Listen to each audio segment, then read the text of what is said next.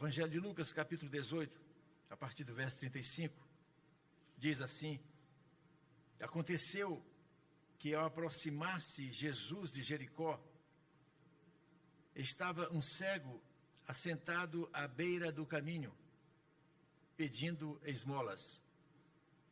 E ouvindo o tropel da multidão que passava, perguntou o que era aquilo. Anunciaram-lhe que passava Jesus, o Nazareno. Então ele clamou: Jesus, filho de Davi, tem compaixão de mim. E os que iam na frente o repreendiam para que se calasse. Ele, porém, cada vez gritava mais: Filho de Davi, tem misericórdia de mim. Então parou Jesus e mandou que lhe o trouxessem.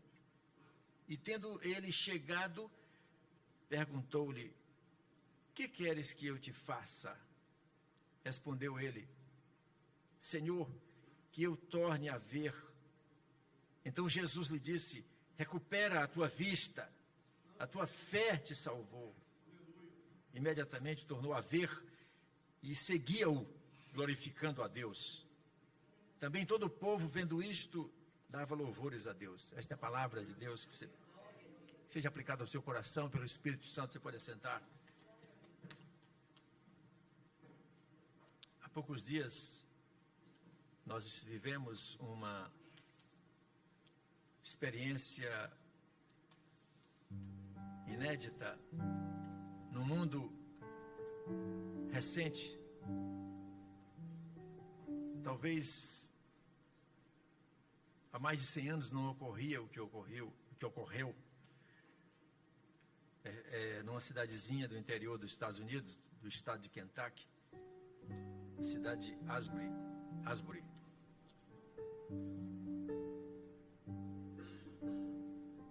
Houve um movimento até agora sabido do Espírito de Deus agindo numa comunidade a partir de um culto rotineiro. Eu participei de muitos cultos no seminário onde eu estudei. Todo dia tinha um culto. Alguns alunos às vezes não iam, porque era rotina. Eles sabiam que no outro dia ia ter outro. E todos os dias era um colega que pregava para nota. Às vezes o reitor mandava buscar onde é que estavam os alunos, que ele mandava as pessoas buscar, que alguns, pelo fato de ser uma coisa corriqueira. Ali também na Universidade Wesleyana de Asbury, ocorria semelhante coisa.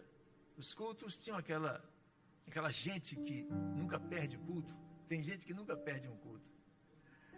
Aqui tem gente que nunca perde culto. É impressionante.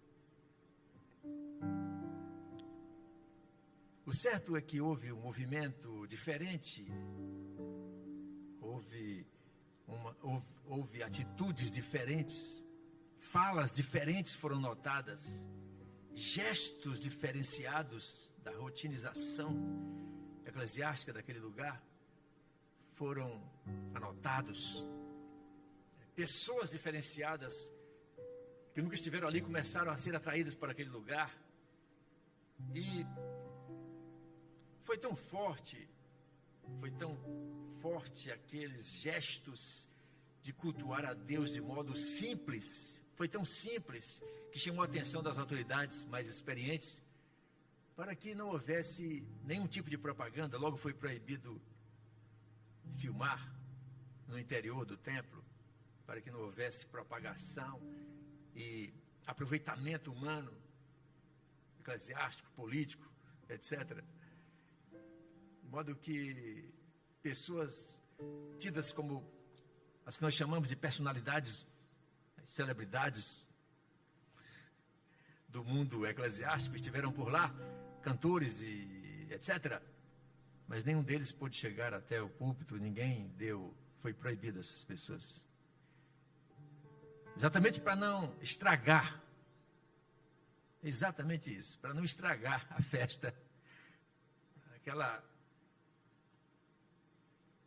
fogueira que o Espírito Santo manteve ali, dizem ainda está mantendo, porque mudou para outro lugar, porque a universidade precisava, por conta de ser uma universidade particular, precisava continuar o ritmo dos estudos. E tem uma burocracia de pagamento de professor e alunos que vieram do exterior estudar, e os que não estavam ali, ou mesmo estando, precisavam estudar e ter notas, e então o reitor não teve saída, a não ser não permitir que aquele movimento ficasse ali, mas parece que me mudou para outro lugar. Então foi uma coisa que assustou a comunidade evangélica mundial. Muita gente do Brasil foi lá ver, foi lá esperar uma bênção, um toque do Espírito, um afago, uma gracinha, um sorriso do Espírito Santo, uma cura. Gente que não esperava, quando esteve lá, foi curada.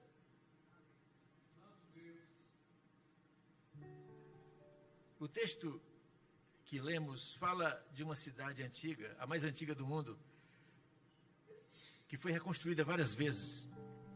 Jericó é tida como a cidade mais antiga do mundo. São 8.000 anos, a arqueologia diz. A primeira Jericó teria 8.000 anos. Mas houve a segunda, que é exatamente a de Josué. Josué conquistou quando vinha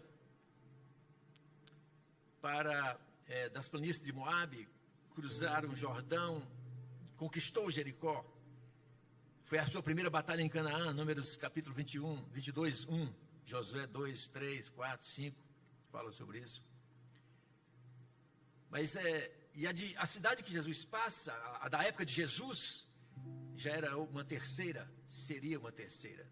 De modo que é dito que as três teriam 1 quilômetro de distância uma da outra, ou seja, as destruídas, a outra que foi reconstruída foi perto, porque havia uma fonte de água de água fresca, muito boa, muito abundante, o que levou a cidade a ser chamada, da época de Jesus, a cidade das palmeiras.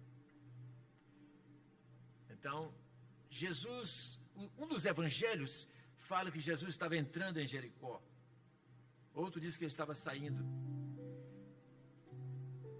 Parece haver uma explicação no fato de que havia mais de uma cidade, ou seja, ele provavelmente estivesse saindo de uma e entrando na outra. Aí encontramos uma razoável razão para entender, de modo que esses detalhes também nem implicam na construção do texto, da história tão bonita aqui formada.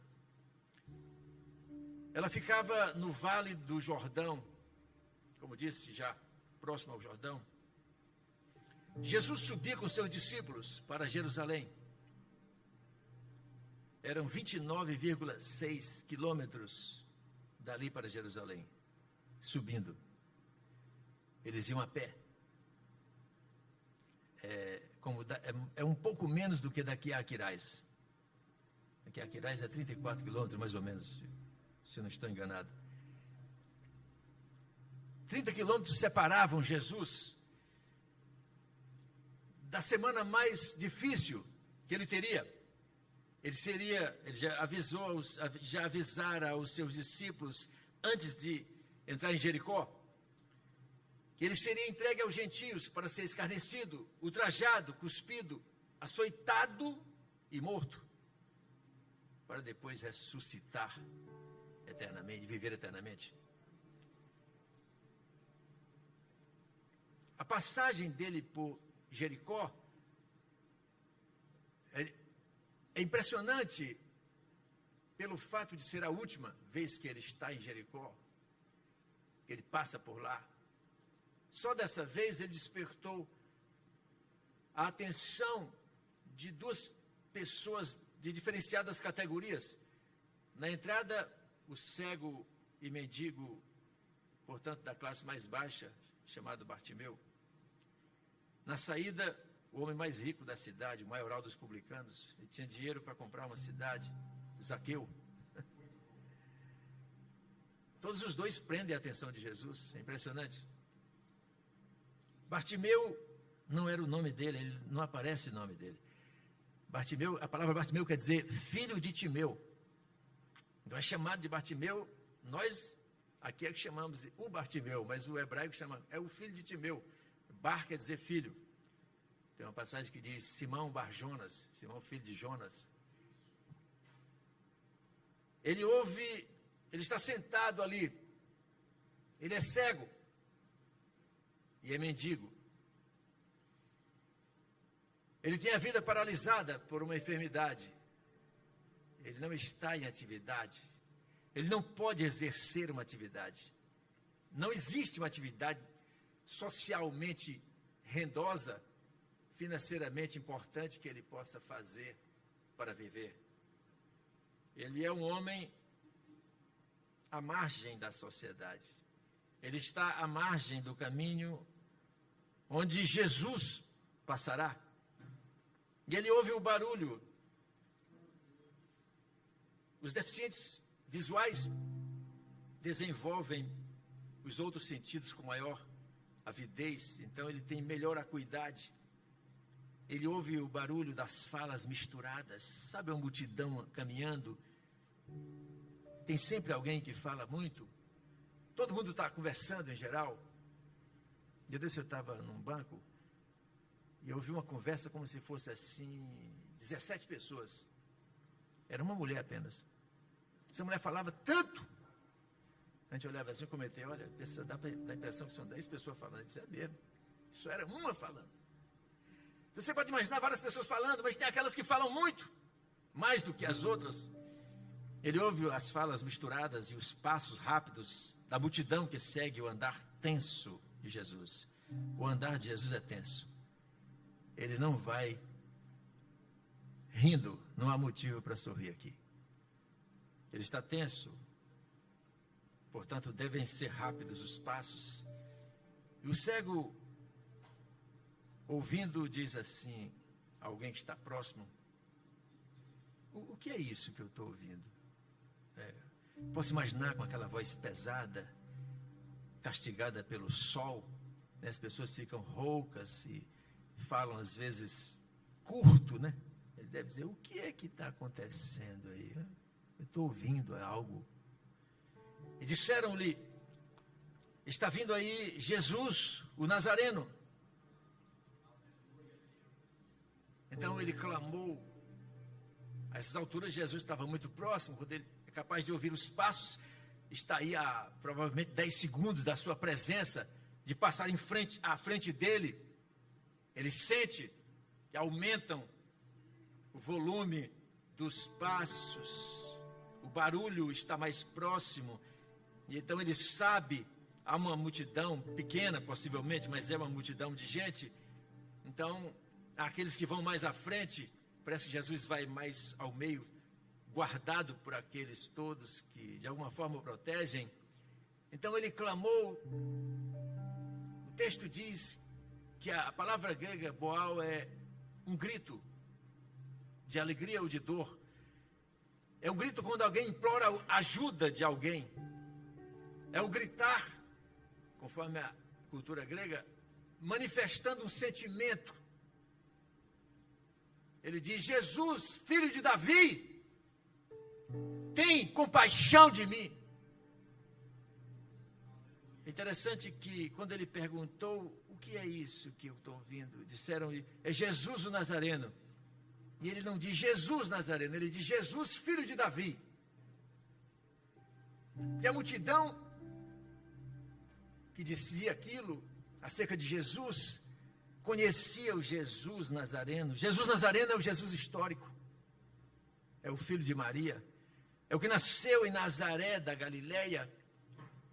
Quando ele diz filho de Davi, ele arrasta toda aquela carga profética do Antigo Testamento acerca de Jesus, que é dita acerca de Jesus, como sendo o descendente de Davi, que vai reinar o trono eternamente. Bartimeu sabia disso. A multidão conhece o Jesus genérico. Jesus genérico. O Deus genérico todo mundo conhece. Então, eu cheguei uma vez no hospital, Santa Casa, e me dirigi a uma senhora para orar pelo parente dela, e ela começou a rejeitar e disse, porque o Deus é o mesmo. Deus é o mesmo. Diz, não, não é não. Não é não. O meu Deus, o Deus que eu creio não aceita idolatria. O da senhora provavelmente aceita. Tem muita diferença. Então, as pessoas creem ou conhecem, se é que conhecem, um Deus genérico, generalizado, conhecido nas esquinas, nos bares, nas igrejas, nas feiras, nas festas. Outra coisa é conhecer o Deus da profecia. Quando ele diz filho de Davi, ele está dizendo que Jesus é Deus. É o Deus feito homem. Ele está remetendo às profecias lá do Antigo Testamento, ele conhece.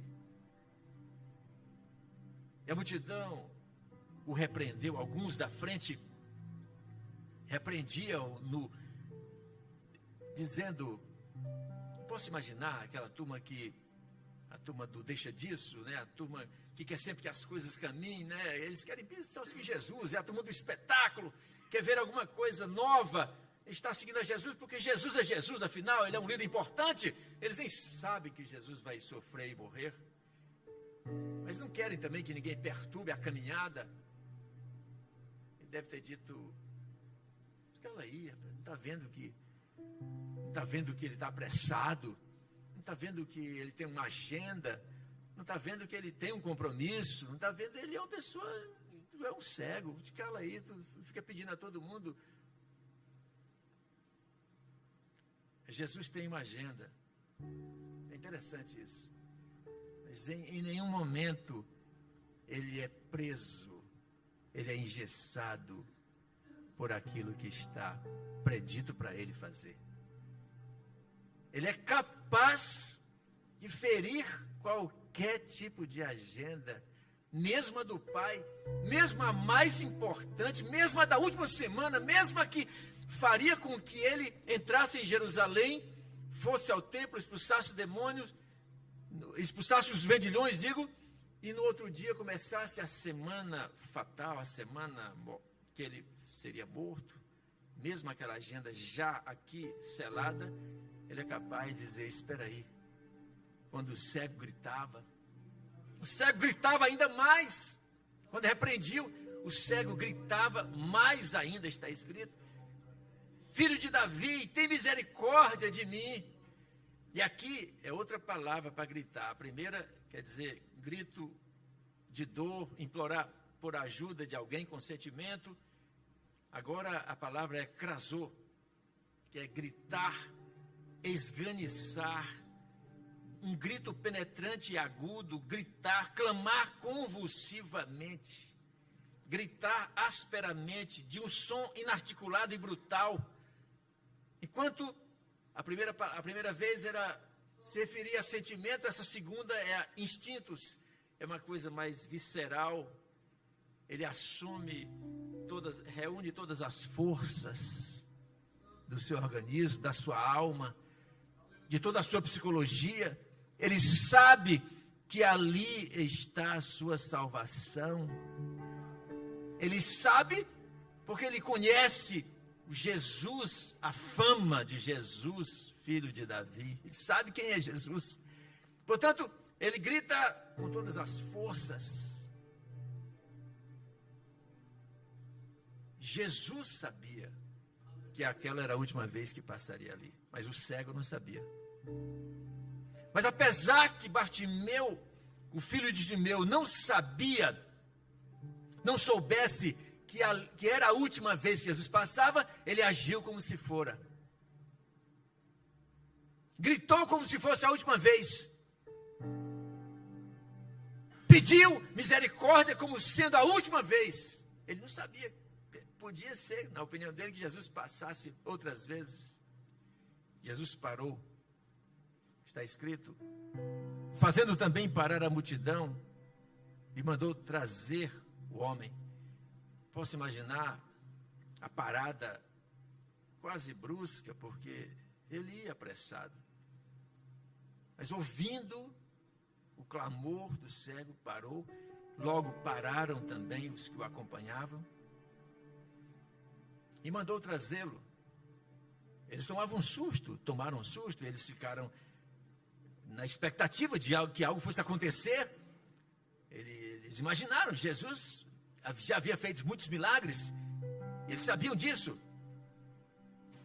Então, Jesus está indo para a cidade de Jerusalém, a cidade que vai tramar a sua morte naquela semana.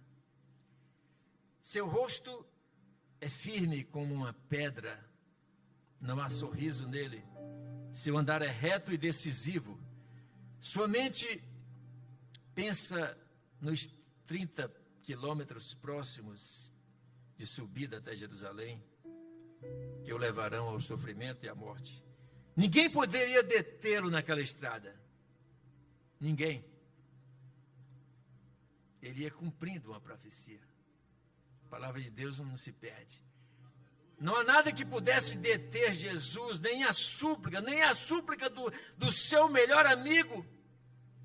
Assim como também nunca, jamais poderiam detê-lo as palavras tolas do seu querido apóstolo Pedro, discípulo Pedro, que disse a ele: isso não vai acontecer contigo não, nós não vamos deixar. Isso não deteve Jesus. Para ele isso era nada, ele desprezou tudo. Mas esse grito, o grito do cego filho de Timeu à beira da estrada, dizendo: Jesus, filho de Davi, tem compaixão de mim, foi capaz de deter Jesus. Deteve Jesus da caminhada da cruz. O mundo a ser salvo pela cruz teve que esperar alguns momentos. A cena da crucificação, sim, podia talvez esperar. Estava no contexto da sua mente eterna, que tem o relógio da eternidade. Havia barulho na estrada, de muitos pés, de muitas línguas ansiosas, muito calor, poeira. Mas a voz rouca de um homem pobre ali na beira da estrada atravessou toda aquela multidão, daquela massa ignorante, e chegou até os ouvidos de Jesus. Jesus Cristo, o Filho do Deus vivo, o Filho de Davi, o Deus homem, que vai passando em Jericó, não despreza, ele é incapaz de desprezar o grito marginal e solitário, quase abafado pela massa ignorante. Jesus não despreza. Todos nós desprezaríamos. Quando nós vamos a um compromisso tenso, a um compromisso que implique em injustiça, em uma conclusão de algum negócio, em resolver algum problema familiar ou financeiro ou de outra sorte, nós não paramos.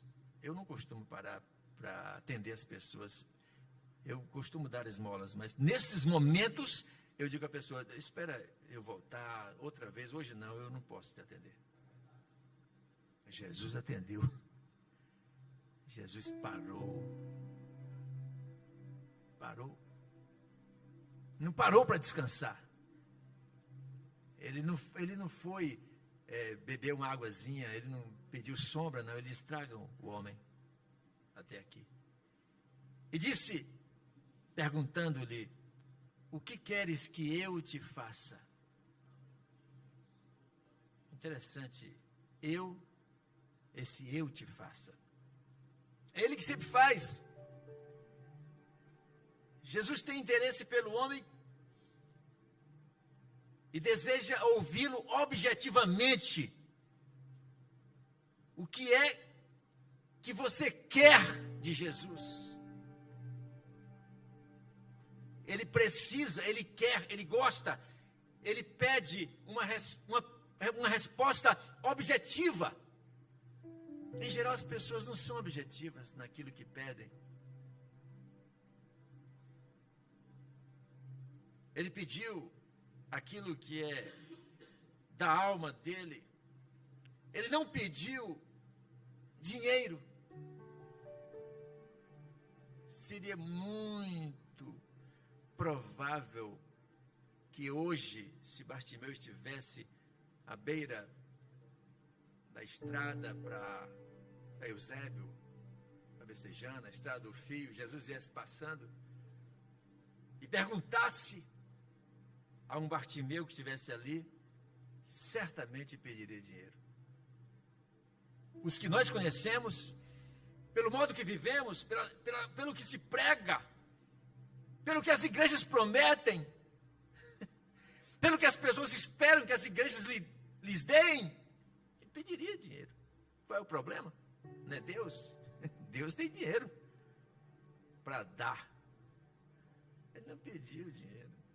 Mas você pode perguntar, mas para que consegue quer dinheiro? Ora, se uma pessoa cega com dinheiro, ela cria vista na mesma hora. Ela viaja, ela quer dinheiro, nem que seja para palpar. Ela vai fazer, qual é o problema? Vai viver muito, vai viver bem, vai ter empregados, vai comprar bens, vai comandar. Ele não pediu nada a não ser aquilo que está no coração dele, para que ele mesmo viesse a ter uma nova vida. Eu quero enxergar novamente. Já tinha sido cego, já tinha sido saudável, já tinha tido uma vista. Sim, quero enxergar novamente. Recupera a tua vista, disse Jesus. Não houve uma exclamação. Às vezes nós vamos orar para uma pessoa enferma, eu faço uma pregação, Jesus não pregou nada. Ele só disse, veja,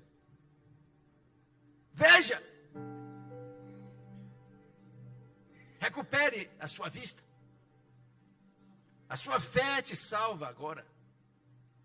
Eu acredito que a salvação também ganhou a vista e a salvação. Se tivesse pedido dinheiro e ganho, não teria tido a salvação. É que ganhou a vista e ganhou a salvação, porque a Bíblia diz que ele saiu seguindo Jesus. Alegre. Jesus age rápido no plano físico, psicológico e espiritual. Recupera a tua vista é mais do que abrir os olhos. Abriu também a mente dele. As imagens do passado agora todas passam a ter uma nova dimensão, porque agora está vendo novas imagens. Gente, está dizendo, poxa, esta casa aqui só tinha um andar na minha época, quando eu enxergava, agora tem dois, tem um portão de alumínio, ali já é uma sinagoga, aqui, então ele ganhou nova vida. Essa moça, que quando eu conheci, fulana, você era criança, agora está bem grande, e a senhora já está de idade, que eu conheci mais jovem. Então, eu quero perguntar o seguinte para você. Em face do que estamos vendo mundo afora, Jesus está passando. Ele passa todo dia, talvez, para algumas pessoas. É tão comum que as pessoas não se excitam mais. Ele está passando porque os sinais da sua vinda estão falando muito grave. Jesus Cristo passa pelo seu caminho. Todos os dias nós estamos sendo acordados, alertados por sinais da natureza. No dia de ontem, dia 18 de março, ocorreram terremotos em 5 países da nossa América aqui de baixo. Entre eles Argentina, Chile, Peru. 5 países tiveram terremoto. Terremotos em vários lugares do mundo. Este é um sinal. Epidemias e pandemias estão sempre se descontrolando dos controles das organizações de saúde mundial. Sempre se descontrolando. Saindo do controle. A questão do mundo cristão. O mundo cristão, as bases, os alicerces da sociedade cristã estão sendo demolidos. Ontem, eu ouvi a seguinte notícia. A prefeitura de Taubaté, São Paulo, proibiu os professores de orar o Pai Nosso nas classes. E São Paulo é uma sociedade conservadora. De cantar músicas com as crianças que invoquem religiosidade cristã. Proibiu os professores de dizer aos alunos: Deus te abençoe. Isso aqui no Brasil. Não é só lá. Isso está tomando forma. Está tomando vulto. Isso está crescendo. Não está assombrando, porque cresce, é como fermento no bolo. Vai inchando devagar. Se fosse uma explosão, as pessoas se assustariam. Mas é bom que nos assustemos. Nós estamos vendo os sinais de Jesus, que Jesus falou acontecerem. Qualquer dia nós vamos acordar. Eu não estou profetizando, eu estou dizendo que já aconteceu, já vimos acontecer. Qualquer dia, um dos ministros da nossa mais alta corte poderá, estou dizendo que poderá acordar e dizer assim: a partir de hoje, o mandamento número 7º não vale mais no Brasil. Nem o 5º, nem o 6º. No outro dia, outra pessoa começa com dor de cabeça. Não, vamos tirar também o 1º. Alguns já foram tirados pela nossa Suprema Corte. Vai olhar. Nós estamos atravessando uma fase que caminha para o final. Jesus está passando. Pela última vez, talvez. Eu quero perguntar: você está atento? Você vive atento? Você dá atenção a estes sinais? Às vezes que Jesus vai passar e que dizem assim: ele vai passar e está vindo aí. Você dá atenção? Não precisa, não basta dizer que é crente, que é membro de uma da maior denominação do Brasil, a Assembleia de Deus. Isso não vale nada. Ser membro de igreja nenhuma. Você precisa estar atento. Você está atento? Você vive atento? Que deixou as virgens loucas fora, do lado de fora, com a seguinte frase: eu não conheço vocês. Foi o fato delas não darem atenção devida na hora em que podiam ter dado. Segundo lugar, estaria você, por acaso, no meio da multidão? Quem está na multidão não está atento. Quem vive em multidão não vive em atenção, porque não pode. Vive pela multidão, é guiado pela multidão. A multidão é cega, como diziam as autoridades do Sinédrio. Esta plebe é maldita e nada sabe. É multidão, as multidões são assim. São cegas. Entra na multidão, você fica cego. Você fica ignorante. Você fica radical. Você não vê mais nada. Você fica alienado. Quer se alienar? Fique na multidão. Terceiro, você seria capaz de enfrentar uma multidão indolente? como Bartimeu? A multidão indolente. Não, deixa isso para lá, para com isso, rapaz, tu está aí todo dia. Deixa o homem passar, deixa ele ir embora, ele tem um compromisso dele. Ele gritava, agora ele gritava com instinto, com as vísceras. Mais alto! Gritava bem mais alto. Quer saber de multidão? Multidão me leva para o inferno.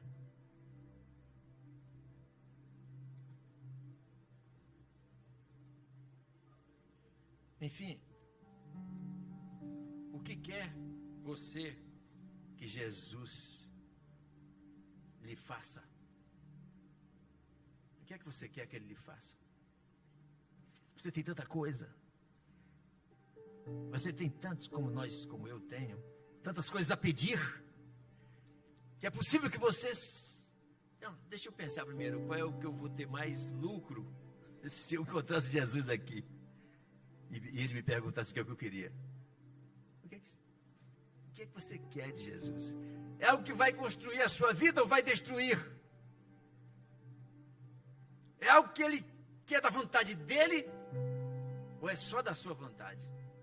Embora você esteja precisando. Porque ele não dá o que nós queremos. Ele dá o que nós precisamos.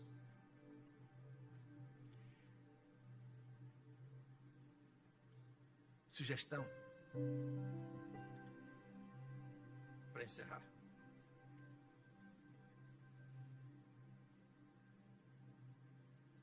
Quando você estiver diante de em oração diante do Senhor, e que saiba que Ele está te perguntando o que é que você quer. Quando houver essa oportunidade, eu sugiro que você peça o que o filho de Timeu pediu.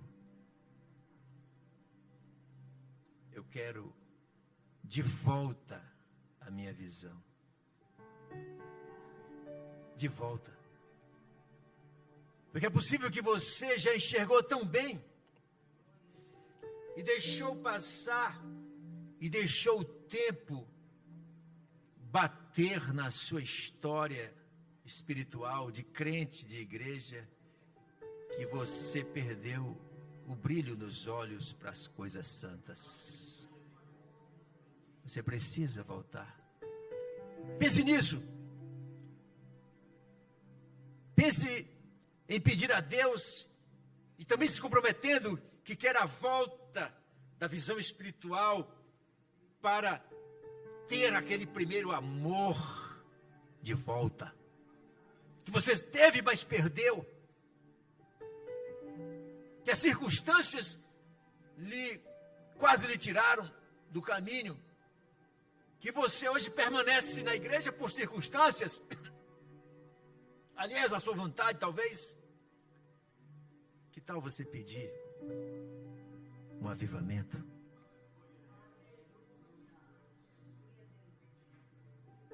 Jesus está passando. Ele passou agora em Asbury, Kentucky, de uma forma muito forte. Que tal se a gente começasse a pedir individualmente? Isso nos pegasse a todos de uma forma, contaminasse a todos no bom sentido. Todos nós ficássemos com essa vontade extrema. Vamos pedir mais a Deus. Quando você pede essa nova visão, porque isso é bom para o reino de Deus. Sendo bom para o reino de Deus, é bom para você. Então, quando você pede isso, você esquece de pedir essas miudezas, essas quinquilharias. Uma joia daqui, um carro velho dali, um carro novo velho dali, uma casa nova velha dali, uma viagem não sei para onde, uma roupa nova, um presente, um emprego novo. Isso tudo vale a pena, tem a ver, tem a hora. Não precisa nem pedir, Ele dá sem você pedir. Não precisa você fazer uma campanha. 360, são 360? 318? Para adquirir um bem. Deus dá essa em campanha mesmo. Aos seus amados, Ele dá quando você está dormindo.